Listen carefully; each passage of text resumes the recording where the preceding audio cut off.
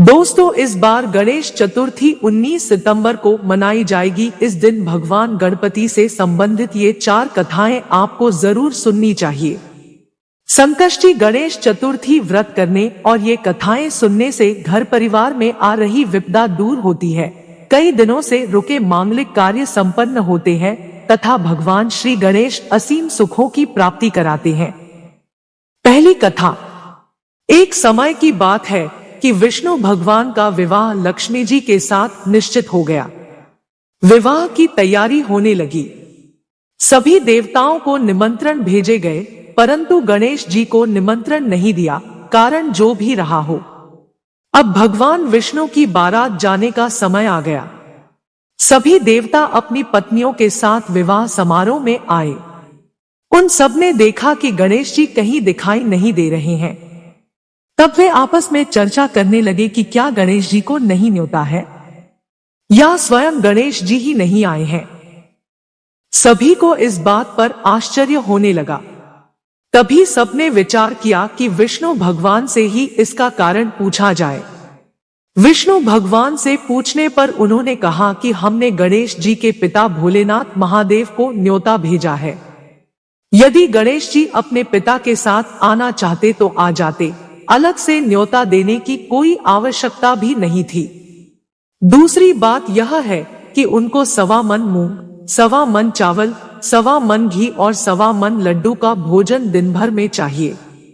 यदि गणेश जी नहीं आएंगे तो कोई बात नहीं, दूसरे के घर जाकर इतना सारा खाना पीना अच्छा भी नहीं लगता।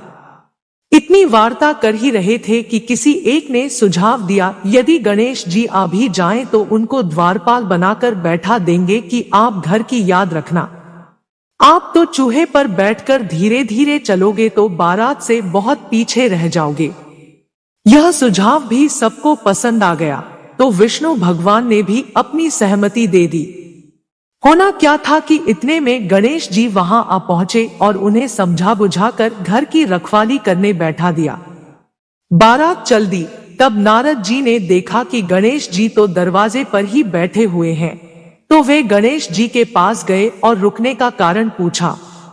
गणेश जी कहने लगे कि विष्णु भगवान ने मेरा बहुत अपमान किया है। नारद जी ने कहा कि आप अपनी मूषक सेना को आगे भेज दें, तो वह रास्ता खोद देगी जिससे उनके वाहन धरती में धंस जाएंगे। तब आपको सम्मान पूर्वक बुलाना पड़ेगा। अब तो गणेश जी ने अपनी मूषक सेना जल्दी से आगे भेज दी और सेना ने जमीन पोली कर दी। जब बारात वहां से निकली तो रथों के पहिए धरती में धंस गए। लाख कोशिश करें परंतु पहिए नहीं निकले। सभी ने अपने अपने उपाय किए, परंतु पहिए तो नहीं निकले, बल्कि जगह जगह से टूट गए। किसी की समझ में नहीं आ रहा था कि अब क्या किया जाए। तब तो नारद जी ने कहा, आप लोगों ने गणेश जी का अपमान करके अच्छा नहीं किया। यदि उन्हें मनाकर लाया जाए तो आपका कार्य सिद्ध हो सकता है और यह संकट टल सकता है। शंकर भगवान ने अपने दूत नंदी को भेजा और वे गणेश जी को लेकर आए। गणेश जी का आदर सम्मान के साथ पूजन किया। तब कहीं रथ के पहिए निकले। अब रथ के पहिए निकल को गए, परंतु वे टूट फूट गए, तो उन्हें सुधारे कौन? पास के खेत में खाती काम कर रहा था, उसे बुलाया गया। खाती अपना कार्य करने के पहले श्री गणेशाय नमः कहकर गणेश जी की वंदना मन ही मन करने लगा।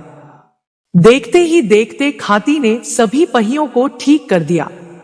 तब खाती कहने लगा कि हे देवताओं, आपने सर्वप्रथम गणेश जी को नहीं मनाया होगा और न ही उनकी पूजन की होगी, इसीलिए तो आपके साथ यह संकट आया है।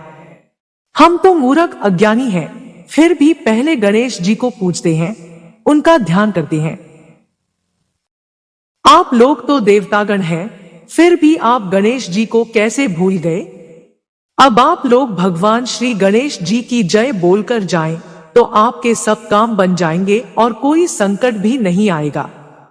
ऐसा कहते हुए बारात वहां से चल दी और विष्णु भगवान का लक्ष्मी जी के साथ विवाह संपन्न करा के सभी सकुशल घर लौट आए। हे गणेश जी महाराज, आपने विष्णु को जैसो कारज सारियो, ऐसो कारज सबको सिद्ध करजो। बोलो गजानन भगवान की जय।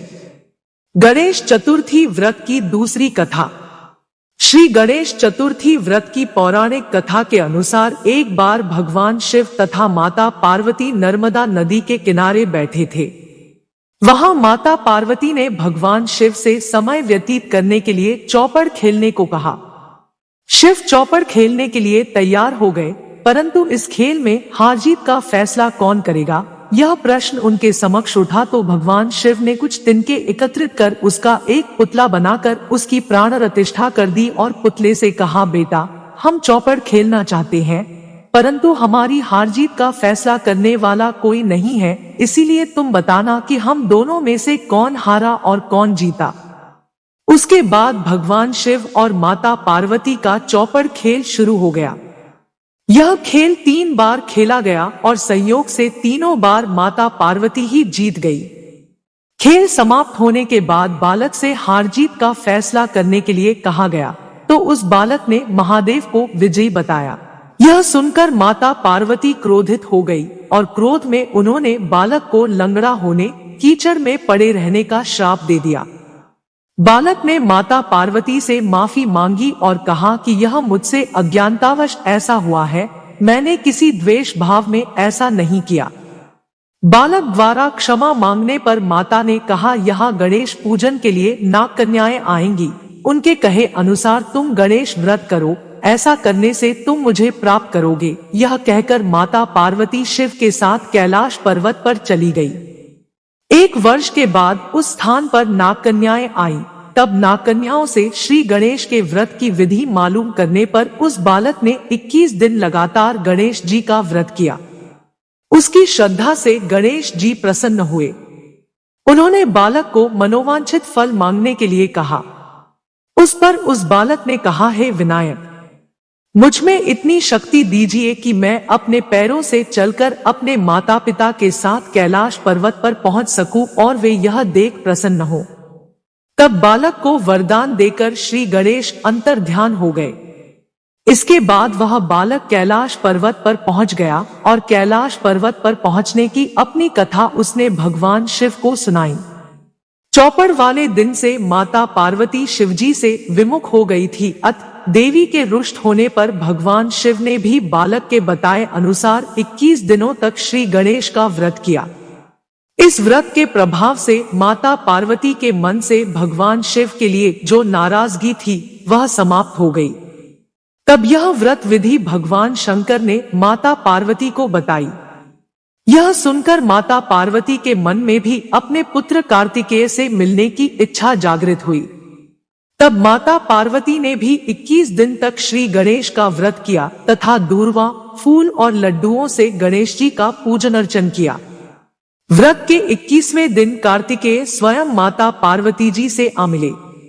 उस दिन से श्री गणेश चतुर्थी का यह व्रत समस्त मनोकामनाओं की पूर्ति करने वाला व्रत माना जाता है। इस व्रत को करने से मनुष्य के सारे कष्ट दूर होकर मनुष्य को समस्त सुख सुविधाएं प्राप्त होती है। तीसरी कथा। पौराणिक एवं प्रचलित श्री गणेश कथा के अनुसार एक बार देवता कई विपदाओं में घिरे थे। तब वह मदद मांगने भगवान शिव के पास आए। उस समय शिव के साथ कार्तिकेय तथा गणेश जी भी बैठे थे।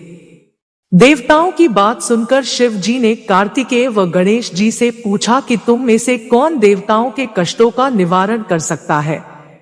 तब कार्तिकेय व गणेश जी दोनों ने ही स्वयं को इस कार्य के लिए सक्षम बताया।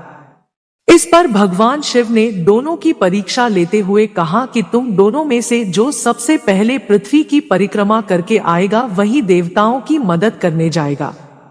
भगवान शिव के मुख से यह वचन सुनते ही कार्तिकेय अपने वाहन मोर पर बैठकर पृथ्वी की परिक्रमा के लिए निकल गए, परंतु गणेश जी सोच में पड़ गए कि वह चूहे के ऊपर चढ़कर सारी पृथ्वी की परिक्रमा करेंगे तो इस कार्य में उन्हें बहुत समय लग जाएगा।